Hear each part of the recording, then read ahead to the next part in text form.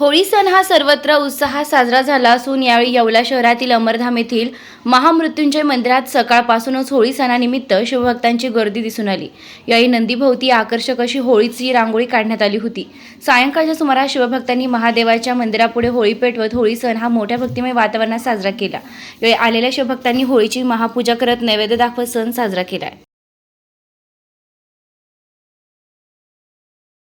आज होळी सण असल्यामुळे आज मृत्युंजय मंदिरामध्ये सकाळी भाविकांची गर्दी आणि नंदीच्या अवतीभोवती होळीची रांगोळी काढण्यात आली आणि संध्याकाळी सुद्धा भोलेबाबांच्या मंदिराच्या समोर होळी पेटवून होळीचा सण साजरा करण्यात आला।